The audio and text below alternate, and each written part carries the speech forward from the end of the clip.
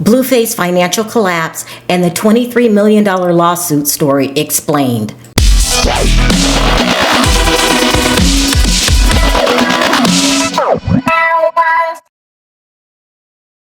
Blueface financial collapse and the $23 million lawsuit story explained. Okay guys, I'm going to tell you another crazy Blueface story. I mean, each day it's getting worse and worse. I'm going to talk to you about his lawsuit, how he owes so much money he'll never be able to pay, and how he has mob ties, how the mob ties into this story. But let's start with just the basics of Las Vegas, Nevada, okay? I lived in Vegas, Nevada for about 8 years. I have moved back to Detroit, Michigan, but I still own property there. I still have children there, and I'm sure one day, I'll be going back and forth. But I moved because it was just getting too fast, people. Too fast. And if you are one of my longtime supporters, you've been hearing me complain about raising my child during his teenage years in Las Vegas. It's one of the biggest mistakes and regrets of my life, because things that people save up to come to Vegas to do, he was doing every weekend and sometimes during the week and not going to school. He got caught up in the Vegas lifestyle. I remember one time he was at some party. I went to go pick him up, and it was in a 2-story suite, okay, a suite at the MGM Grand with a swimming pool inside the suite. I'm not kidding you. Every weekend they were doing this. I was also telling you about my son's love for strippers. Remember, I was complaining because one of them stole $1,500 out of my purse? Child, Vegas is fast. And it's also no secret that Vegas was ran by the mob. Was, as the newspapers say, is, as the street people say. Vegas is also a place where it's almost a 2-class system. Either you're going to be rich or poor. And the rich people, they are moving to Vegas in large quantities, okay? The Vegas is getting very, very rich. Did you know that the number of millionaire households in the Las Vegas Valley has nearly tripled since 2019, from just over 300 to nearly 900 today? That's a major increase in just a few years. And if you're poor, you're going to jail. I'm not joking. It's a law in Las Vegas now that it's illegal to be homeless in Las Vegas. They are pushing out the poor, okay? I should have known something was up when they started getting rid of the bus station. Like, you could not catch a bus to Vegas. You have to go to Laughlin. I'm not joking. I'm not joking. They used to sleep in these underground tunnels. They're not allowed to do that anymore. They want the poor people out of Vegas. Derwin. Yes? You're living in this tent in Las Vegas. I am. You said you've been here 2 years. Back 2 years. Yeah. Right. Tell me about homelessness in Las Vegas. Well, it's horrible. Seem like mostly it's the ones with nice homes that have a true hatred. Erin, you better get out that tent and out that blanket and start walking to California before they arrest you. So even though they don't want the homeless here anymore, and it's beautiful and the bright lights look charming and it's all fancy, Vegas is still Sin City, and they don't call it Sin City for no reason. It's still ran by the mob, okay? If you believe so. Allegedly, in my opinion, all of that, it's still ran by the mob. So about a couple years ago, I would say, probably about 3 years ago, all of a sudden, Vegas water levels in Lake Mead started dwindling. We were losing our water levels. And that's when all of the unalive bodies surfaced to the top. No joke. According to the rumors, this was a mob, cemetery. But today we're going to be investigating. We're going to be investigating some of the bodies that were found here at Lake Mead. Who were they? What was the cause of death? How were they found? And just go over the whole story about these people. A lot of people are interested in this subject because when the water was going down, bodies were getting found left and right. And if you ask me, I believe that the news was afraid to report it, okay? They're saying that, these are from a long time ago, the mob isn't in Vegas anymore. Okay, well, I get it. If you don't have to bring up their names, don't bring it up, okay? Nobody wants to be associated with the mob. They even got a museum here. They are proud of themselves. They're proud of their history. And, you know, according to the rumors, they are still here. They still run the casinos. They do substance selling and women of the night.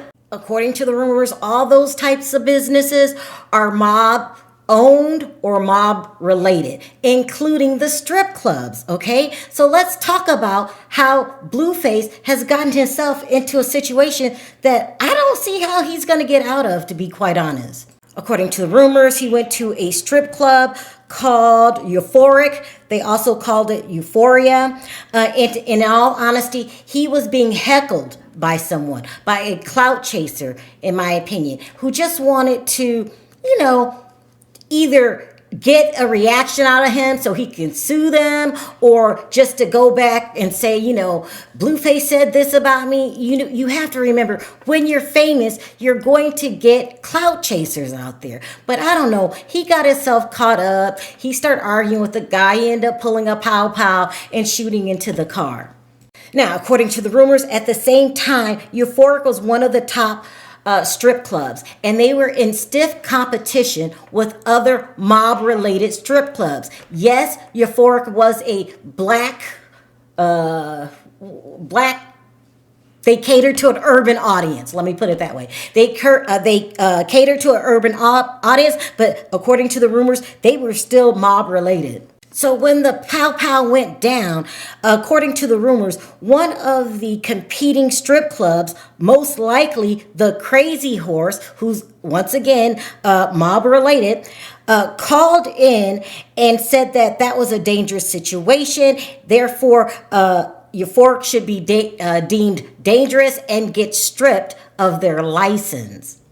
And if you don't have a license, you don't have a club, you don't have a way of making any more money. And according to the rumors, the owner, who does not reveal his name, he always says, I want to be referred to as the owner, was furious, absolutely furious. And he blamed Blueface for everything. He just didn't lose his license to operate a business. He also lost his liquor license.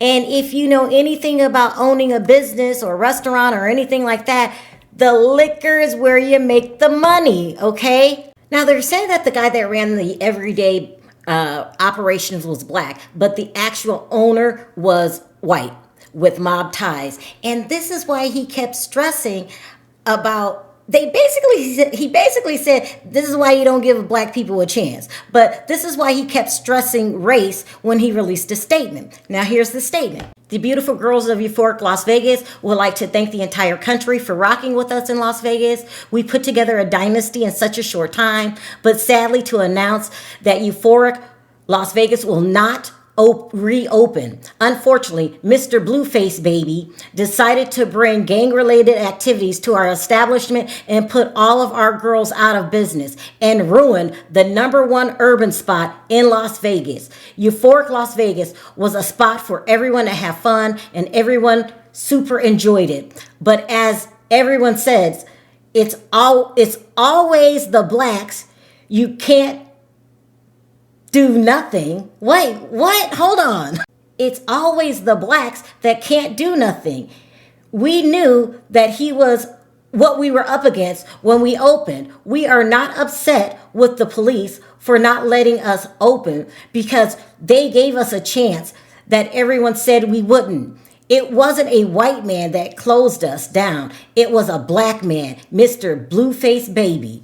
It wasn't a white man that closed us down. It was a black man, Mr. Blueface baby. And we have lawyered up and make 100% sure that he either spends the rest of his life in prison or he is going to pay us until the day he leaves this earth. Wow. Now, it's apparent that they were very, very upset that they had to close down. And in the midst of competing with other competitors, you know, that put them at not even a disadvantage. That just kicked them out the game. But I want to know, did WAC 100 know that this club was mob related? Is this why they didn't show up? Because he was in prison when they subpoenaed him to come back in. He did not. He also didn't file appeals to get the amount lowered. None of that. So it would make sense that they found out that this club was mob related. And when you're mob related, sometimes things can happen to you. I'm hearing that Blueface will never work in Las Vegas again or any other place if they can help it. It sounds like they have a very, very serious vendetta against Blueface. And are you in over your head, Blueface? I mean, what are you going to do? You tried to sell your house. Your house was on the market. You bought it for 1.3. You can only get an offer for 1.2. That's still going into the red. There's really no assets that you have that can even begin to pay this debt. It started out at 13 million. Now, according to the rumors, it's up to 23 million. And whoever heard of a judgment gaining interest? I feel like if they are mob related, a lot of times you have politicians in the courthouse and people and judges and stuff like that in your back pocket. I've never heard of such a thing. Like if you don't have 13,000, how are you going to get it in a month, but before it becomes 14,000? So I'm hearing that Blue is very much in trouble with the mob. And if that's true, I don't want to see him in trouble with the mob. Nobody wants anything to do with those people. No offense. I'm not downing them or anything like that, but this will be a very bad thing. Yes, Blueface doesn't pay child support. Yes, him and his mother have been setting up Krishan, putting out false stories on her so she can respond, and then they get money off of the clicks and views. Yes, it's reported that he signed the CPS petition just to keep the crowd upset with Krishan. But this right here, if this is true, that supersedes all of that, because you're in deep trouble. You're in trouble with the mob. So I don't know if this is true or not, but either way you look at it, he's not going to be able to overcome that 13 million that has allegedly skyrocketed to 23 million. Also, according to the rumors, you've got Whack 100 going around town trying to see if he can get a boxing contract for Blueface. Now, didn't y'all just laugh at Krishan for doing that? Now you want to copy her again? Please leave Krishan alone. I just don't see anyone giving Blueface a boxing contract because you come with a lot of baggage. I mean, if this is true, you've got the mob upset with you. You also have no way of paying this $13 million that allegedly has skyrocketed to 23 million. Nobody wants to deal with stuff like that. I just don't see you getting a boxing contract. I think it's time to move on from Whack. That's just my personal opinion. And I don't know what's going to happen with Blueface. He's in over his head. And he damn sure doesn't have time to be arguing on the internet with NLE Chopper. That's just crazy. They're going back and forth at each other. Who's the best? Who's the worst? Whose kid is better than their kid? And NL went a step lower and was talking about how Junior can't lift his head. All that needs to be ignored. You should not respond to this anymore. You already got in trouble for arguing on the internet with what's the name, Soldier Boy's ex. So I mean, stay out of trouble and try to figure out how to pay off this debt.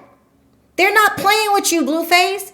It's a lot. So anyway, let me know what you guys are thinking down in the comments section. Ooh, child, this is a mess. I hope this is not true. I swear, I hope it's not true. We don't want to see Blue get into any kind of trouble like this. So let's talk about it down in the comment section. Or really quickly, people are saying, you're just doing Krishan stories to jump on the bandwagon. No.